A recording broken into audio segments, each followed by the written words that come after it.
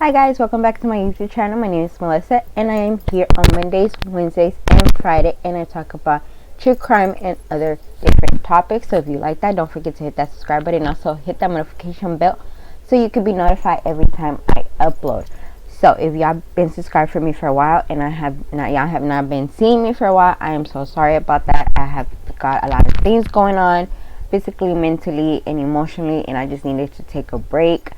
It's just been really a hard time, of a hard start to the year, so I just needed to focus on myself just for a little bit and just refocus and come back to try to just upload on the days that I'm supposed to upload. So I'm very sorry. I know today is Saturday and I usually do not upload on Saturday, but because I have missed y'all so much, I will be uploading 2 videos.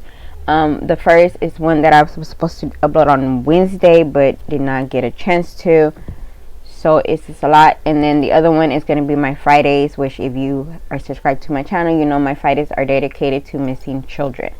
So with that being said, let's get started with my favorite thing to do in every start of my video, and then we'll go ahead and get to the story. So today, if you ever did some fuck shit to me, do not trust me. My petty ass will wait 5 to 7 business years just to do you ugly ass dirty. So with today's story, it's gonna be a story that I have noticed in other videos, true crime videos that I follow. A lot of comments do not like unsolved cases, and I kind of understand why, because it's frustrating when it's unsolved and you just want it to be solved and you just want to know who did it, why they did it, and everything. And I feel the same way, guys. Like, solved cases are the most cases that keep me up all night, because I'm like, okay, let me go back to the scenario.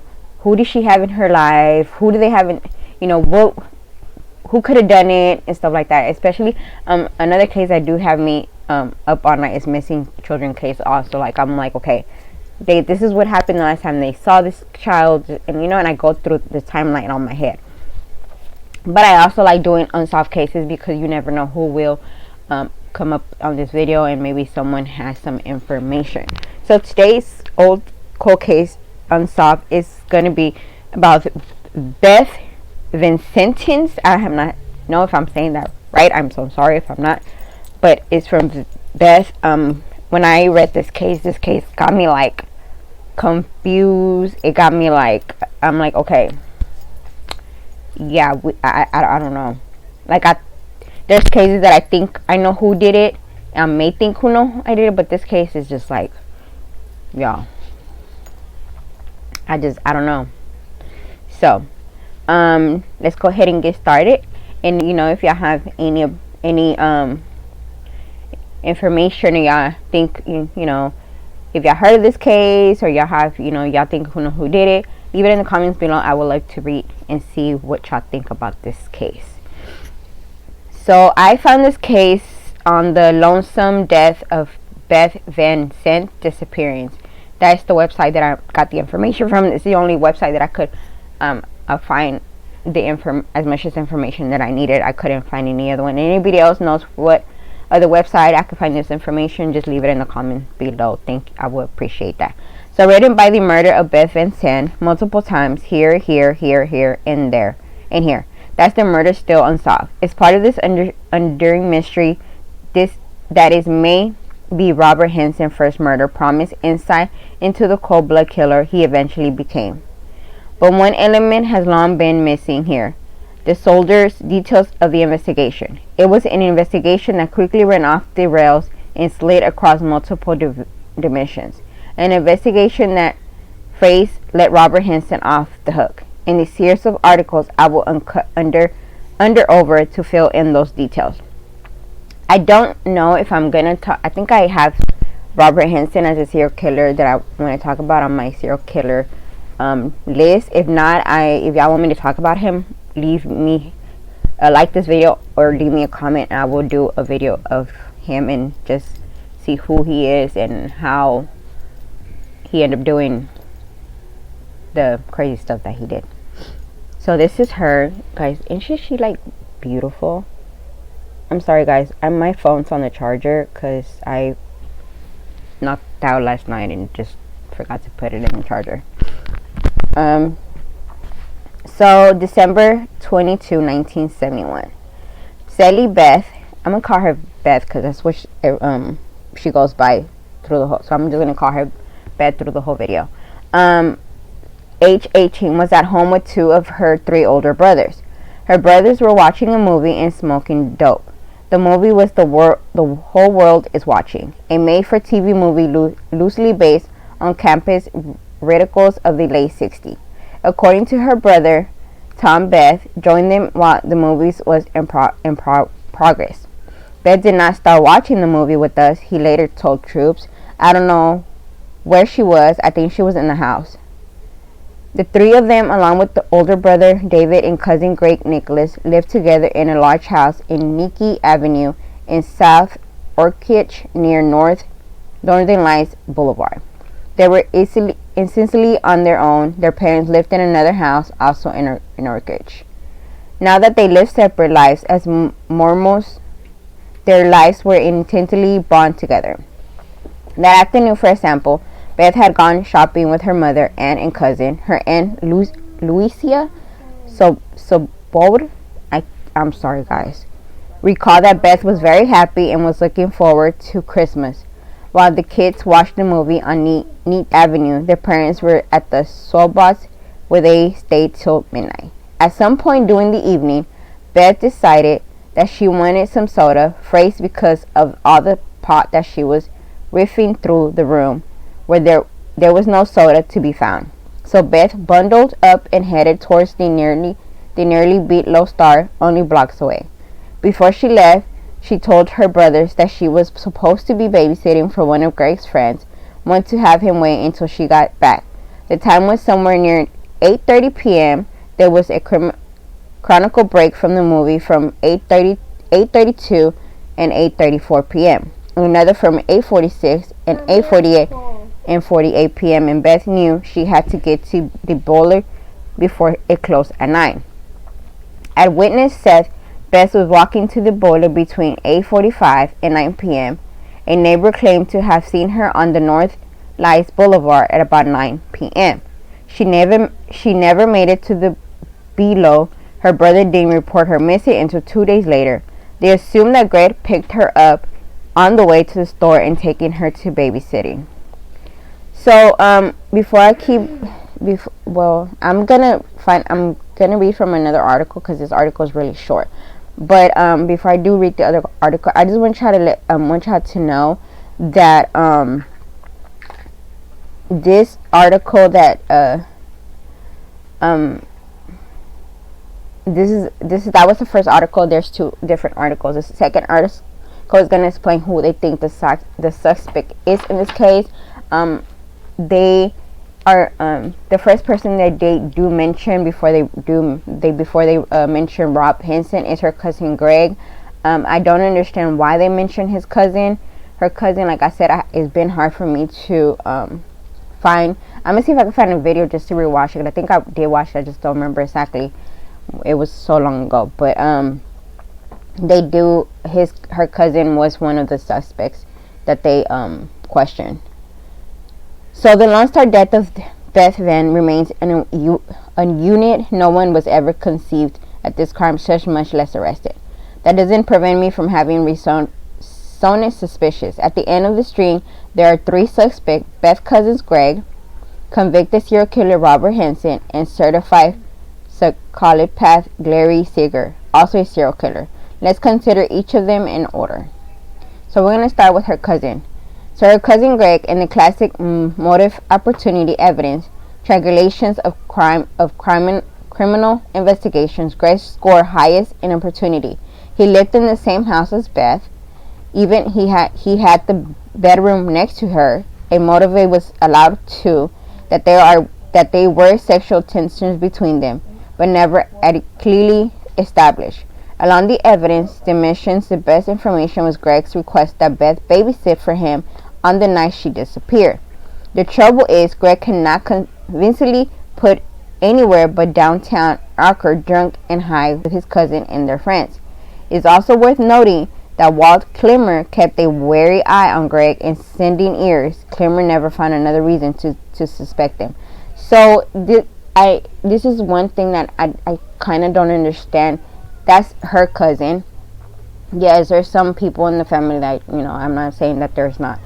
There's some people in the family that does have that type of, that has had that type of people in our family. But where I'm confused is that they don't know where he was from the time that she left to go to the store and from the time that she was supposed to be back to babysit. So did he pick her up and something happened between that and her not making it to the store? Because remember, she didn't make it to the store. So somebody must have picked her up on her way to the store. Something happened. They wanted to cover it up, and then he went to the club, because they don't know what happened between her leaving and then him being in downtown. So I guess they were trying to figure out where was he in those hours before he went to downtown to drink. So the next one is going to be Robert Henson. With Robert Henson, we're looking at a burst of evidence, each one representing an escalation of violence worse than its predecessors. These actions occurred in the space of a month leading up to Beth's disappearance and murder. Henson was arrested and convicted in connection with these first two.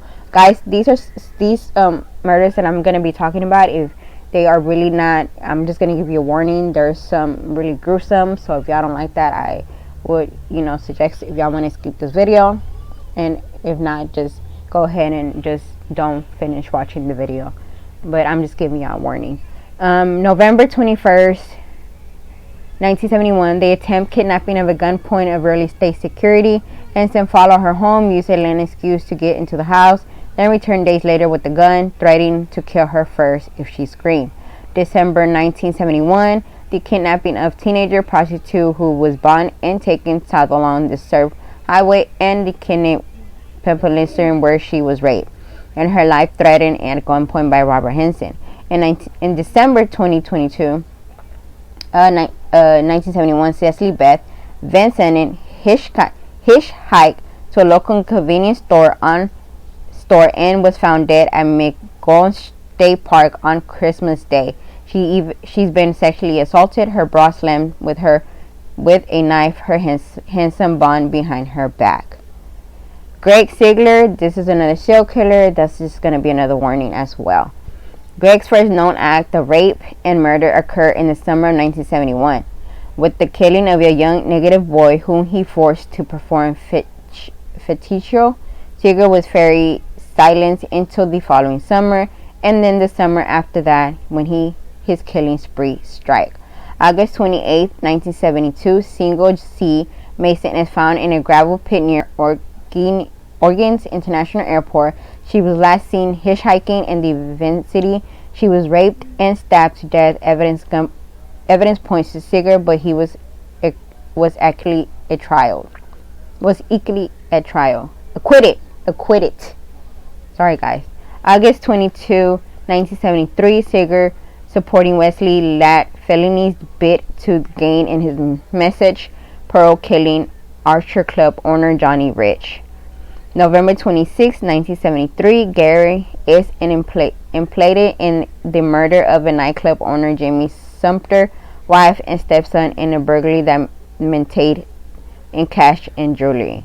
November 27, 1973, Gary Sigler is killed by a shotgun to the gunpoint and mill spots in 110 of the Sideway High. May Walter J. Clymer is being Timpson cop that he was always kept on one open mind as a wood nine. I don't have the same professional limitations. Robert C. Henson is warned unit. With the span of a month, Henson has struck and kidnapped or attempted to kidnap two women, both in their late teens. Beth Vanzanten, also in her late teens, was kidnapped and taken to Merger Creek. She was bound and sexually assaulted just like the young prostitute Henson kidnapped only days before Beth escaped from frozen to death. Yes, Henson had an alibi when he was arrested and they raped and kidnapped of Cindy Possum. He also had an alibi that later proved false, but in one open mind too. Leave a comment and let me know what or you not agree with the Hensman. So this case is really hard for me to know who did it, because both of them, both Robert, Greg, I don't think her cousin had nothing to do with it. That's my opinion. Y'all may think different, but I don't. But with Robert and the other guy, I don't know. It's like I want to go towards more a little bit of Robert Henson way. Like I think I want to say he did it, just because the other crimes that he committed is so similar to the one that happened to Beth, and it seems like it was all in one area. I think the only difference is that Beth was not a prostitute, and I'm guessing that's where he mostly went to, was prostitute. But like I said, I will be doing a video of him just to see if me reading about him will help me see if he did or did not commit Beth murders. I just hope that one day we could solve these cases. I mean, a lot of cases are being solved from 2022 now, and it's so amazing how many of these families are getting some type of justice, and at least, and the person can finally rest in peace. I will see y'all next time, guys. I will be posting another video just in a little while, just to catch up with my videos.